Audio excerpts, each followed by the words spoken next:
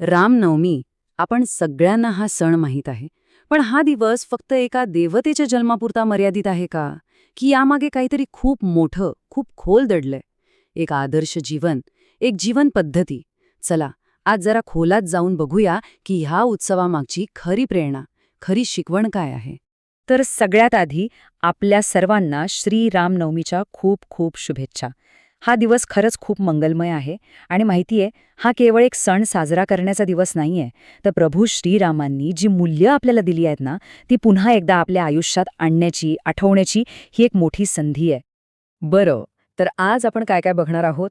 आधी समजून घेऊ की रामनवमी म्हणजे नक्की काय. मग श्रीरामांची कथा, त्यांची शिकवण आणि हो, आजच्या काळात त्याचं काय महत्त्व आहे हे सगळं पाहणार आहोत.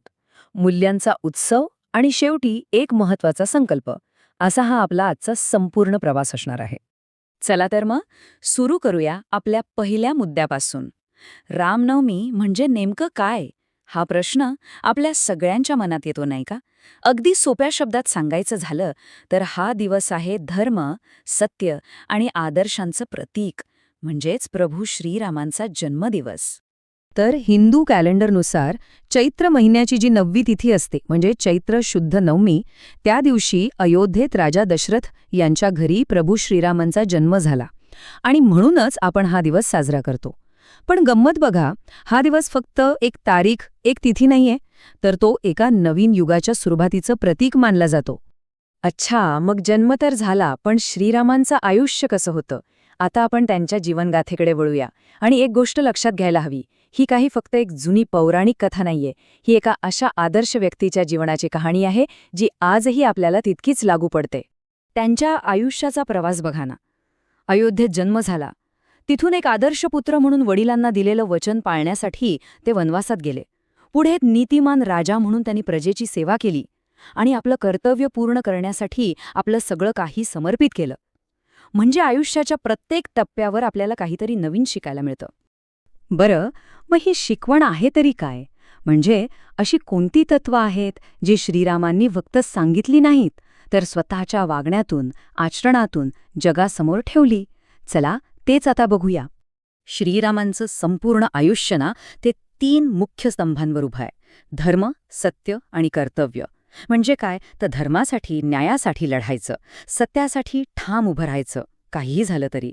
आणि आपलं जे कर्तव्य आहे ते कधीच सोडायचं नाही. आणि सगळ्यात महत्त्वाची गोष्ट, ही फक्त भाषणबाजी नव्हती, त्यांनी हे सगळं अक्षरशः जगून दाखवलं.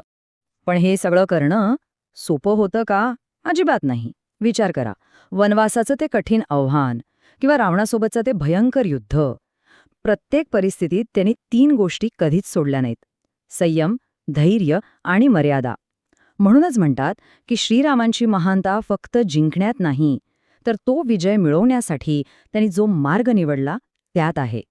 ठीक आहे, हे सगळं ऐकायला खूप छान वाटतं, पण मनात एक प्रश्न येतोच की ही हजारो वर्षांपूर्वीची शिकवण आजच्या काळात, आपल्या आधुनिक जगात आपल्याला कशी काय उपयोगी पडू शकते? आणि हा प्रश्न खरंच खूप महत्वाचा आहे, नाही का? आजचं जग किती वेगवान आहे, किती गुंतागुंतीचं आहे. मग अशा वेळी ह्या प्राचीन आदर्शांना आपण कुठे बसवणार? पण याचं उत्तर आहे ना, ते वाटतं तितकं अवघड नाहीये. जरा विचार करा. आपल्या प्रोफेशनल किंवा पर्सनल लाईफमध्ये अनेकदा असे प्रसंग येतात जिथे आपण गोंधळून जातो. बरोबर की चूक यातला फरक कळत नाही. एक सोपा पण चुकीचा मार्ग समोर दिसतो. अशा वेळी श्रीरामांची ती कर्तव्यनिष्ठा, तो सत्यवचनीपणा आपल्याला एक लाईटहाऊससारखं योग्य मार्ग दाखवतो. बरं, मग इतकं सगळं महत्त्व आहे, तर मग हा दिवस साजरा कसा होतो?